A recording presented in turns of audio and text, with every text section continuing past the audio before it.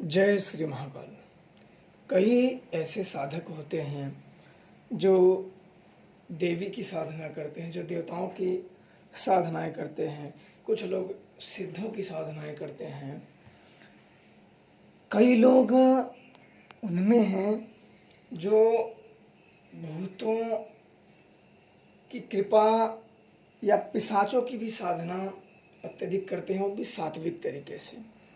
हर योनि में, चाहे वो पिशाचनी योनि हो, पिशाच योनि हो, टाकनी, साकनी, भूत प्रेत, हर योनि में अच्छे बुरे शक्तियाँ होती हैं। जैसे इंसानों में सब अच्छे नहीं होते हैं, वैसे इन अदृश्य शक्तियों में सब अच्छे नहीं होते हैं।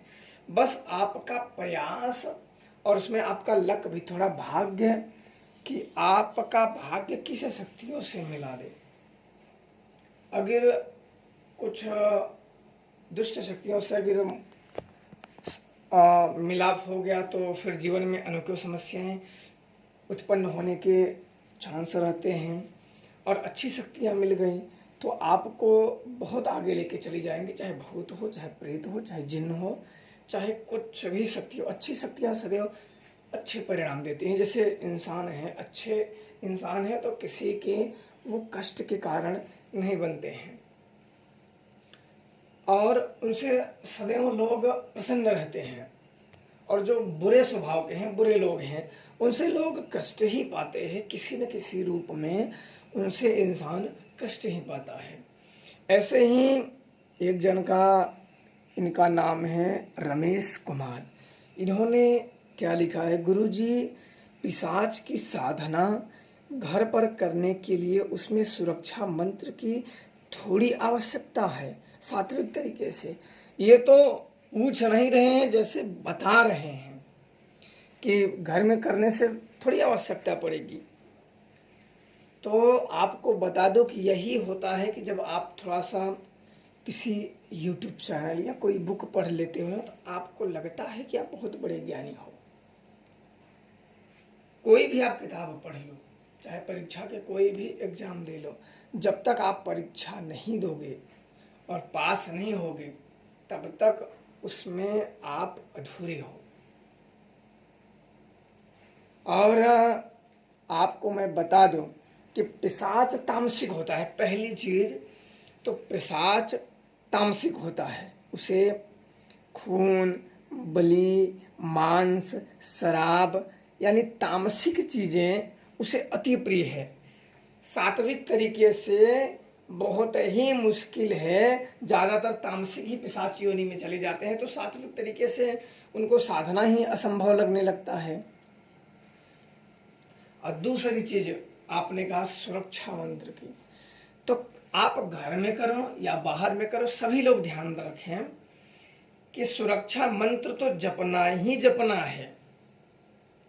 कोई भी सुरक्षा मंत्र हो, चाहे आप 7 बार हनुमान जी का ही नाम लेके उनसे कम से कम सुरक्षा की प्रार्थना तो करोगे कि हे हनुमान जी महाराज, आप मेरी सुरक्षा करें इस साधना में। कुछ उनके नाम से भभूति लगा ले या जल के छींटे मार लें या घेरा लगा लें, तो कोई शक्ति आपकी सुरक्षा के लिए होनी चाहिए। मान लो आप पिशाच की साधनाएं कर रहे हैं, और ऐसा नहीं है कि पिशाच की साधनाओं में समय भी लग सकते हैं। कभी कभी ये 2-2, 3-3 साल चले जाते हैं। जिसके अंदर सब्र है, सब्र ही सफलता की कुंजी है। अगर आपके अंदर सब्र है तो आप जो चाहो प्राप्त कर सकते हो। और सब्र नहीं है तो आज 50 की साधनाएं करोगे, कल भूत की करोगे, फिर हनुमान की करोगे, फिर चुड़ैल की करोगे, फिर मरी को करोगे, फिर मसानी को करोगे, फिर पता नहीं किसका किसका करोगे। बचा खुचा सिद्धि खरीदने के लिए चले जाओगे। इन सब से जब आप ऊब जाओगे तो आप इन सब पे तंत्र को बदनाम करने के लिए लग जाओगे कि ऐसा कुछ नहीं होता है। तो सुरक्षा मंत्र जपना ही है। कई बार होता है कि आप पिशाच के जप रहे हो, कोई भूत प्रेत इर्द गिर्द से गुजर रहा है, या जो आपने भोग अर्पण किया है तो हो सकता है किसी और प्रेत आत्मा को वो भा जाए तो वो भी उस पे आ जाए। और जब वहाँ आ जाएगा भोग के लिए, जब उसका नाम नहीं जप रहे तो वह क्रोधी हो जाएगा। फिर आपको या आपके घर परिवार को किसी न किसी को, क्योंकि आदमी अजन्मा तो है नहीं, जन्म ही लेता है कोई भी हो, तो उसके कई सगे संबंधी होते हैं, कई परिवार के लोग होते हैं, तो वो क्रोध में आ जाते हैं तो उनको क्षति पहुंचाने का, क्योंकि तामसिक शक्तियाँ क्रोधी बहुत होती हैं। ये मैं अपने अनुभव आप लोगों को बता रहा हूँ। ये तामसिक शक्तियाँ क्रोधी बहुत हैं। ये नहीं सोचती कि सामने वाला कौन है, सिद्ध है कि महात्मा है कि कौन। ये लड़ती हैं, आप महात्मा तो हरा दो, ये लड़ती हैं।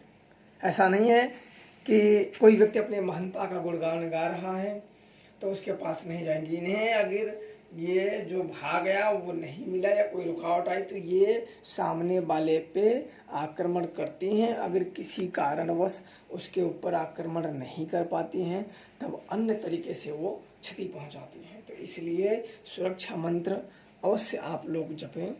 और आती है प्रसाद साधनाओं की, तो सात्विक तरीके से एक आता है, भगवान राम के गुरुजी वशिष्ठ थे। वशिष्ठ ने माँ तारा को सात्विक तरीके से, तारा को जानते हो 10 महाविद्या की दूसरी शक्ति है तारा। माँ शमशान काली का ही एक अभिन्न है, शमशान काली ही, ये भी अत्यंत तामसिक शक्ति है, अत्यंत ही उग्र शक्ति है ये माँ तारा, और इन्हीं का रूप है, पर ये भी अत्यंत उग्र रूप है। ये तामसिक तरीके से ही सधती हैं, सात्विक तरीके से इन्हें नहीं साधा जाता है। हमारे कई धर्म ग्रंथों में, पुराणों में ये मिलता है कि भगवान राम के गुरु वशिष्ठ ने माँ तारा को साधने का प्रयास किया था सात्विक तरीके से। सात्विक तरीके से पूरा वो विधि विधान से साधना करने के बाद माँ तारा की सिद्धि उन्हें नहीं प्राप्त हुई। जब माँ तारा की सिद्धि नहीं प्राप्त हुई तब उन्होंने उनके बीज मंत्रों को श्राप दे दिया। आज भी वो श्राप लगा हुआ है, इसलिए श्राप कभी नहीं टलता। श्राप किसी के द्वारा और किसी से संभव नहीं है जब तक श्राप देने वाला व्यक्ति ही ना, ये आप स्वयं ही उठा के वेदों पुराणों में देख सकते हो। अन्यथा एक का श्राप दूसरे से काटे तो किसी को श्राप लगे ही ना, और श्राप लगे ना, ना भगवान आते इस धरती पे और न किसी का अवतार होता। आप देखते हो धर्म पुराणों में बताया जाता है कि किसी न किसी द्वारा उनको श्राप के कारण धरती पे आना पड़ा, और श्राप नहीं होता तो धरती पे नहीं आते। तो अभिशाप का फल भोगना ही पड़ता है, अभिशाप का फल हमेशा ही भोगना पड़ता है। तो उनका पहले का जो बीज मंत्र है माँ तारा का, वो त्रीम था, सिर्फ त्रीम। तो अब ज्ञानियों ने क्या किया, क्योंकि त्रीम जो बीज मंत्र था, गुरु वशिष्ठ ने इसको श्राप दे दिया था। क्यों श्राप दे दिया था? कि उनको सफलता नहीं प्राप्त हुई थी, सफलता नहीं प्राप्त हुई थी, तो उन्होंने श्राप दे दिया। अब लोगों ने भी जो तामसिक तरीके से जपना चाहे उनके लिए भी बड़ी मुश्किलें आ गई। तब लोगों ने, ज्ञानी जन ने, महर्षियों ने, ऋषियों ने एक मार्ग निकाला जो बीज का मार्ग होता है। उन्होंने कहा कि त्रीम बीज मंत्र में स्त्रीम आधा स जोड़ दिया, तो वो क्या होगा, स्त्रीम।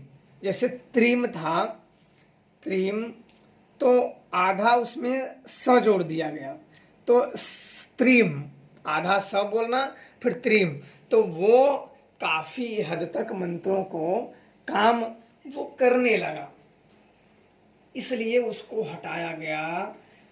फिर उन्होंने अपनी साधनाएं तामसिक तरीके से की, तामसिक तरीके से की, तो उन्हें माँ तारा के कृपा प्राप्त हो गई।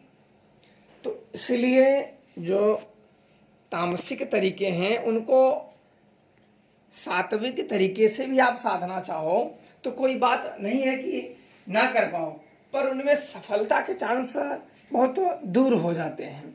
और किसी व्यक्ति को अगर जिस उद्देश्य से वो कर रहा है, अगर उस उद्देश्य की पूर्ति, अगर उसे कोई भी सार नहीं दिख रहा है उद्देश्य पूर्ति का, तो उसके मन में खिन्नता जागने लगती है, हीन भावनाएं जागने लगती हैं, और वो अपने माइंड को उसका माइंड स्वयं ही उसको भटकाने लगता है, कहीं अलग अलग विजन बनाने लगता है, अलग अलग खुद ही उसके माइंड बातें बताने लगता है कि कहीं ऐसा तो नहीं है, कभी ऐसा तो नहीं है, कभी ऐसा। फिर या तो व्यक्ति भटक जाएगा और या तो वह व्यक्ति देवी देवताओं को या गुरुओं को या अन्य लोगों को ही वो दुष्प्रचार करेगा। यही होता है भटकों की निशानियां, वो दुष्प्रचार करने में लग जाते हैं। तो आशा करता हूं कि आप लोगों को समझ में आ गया होगा।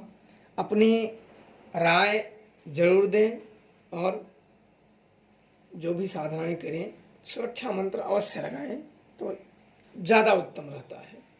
जय श्री महाकाल।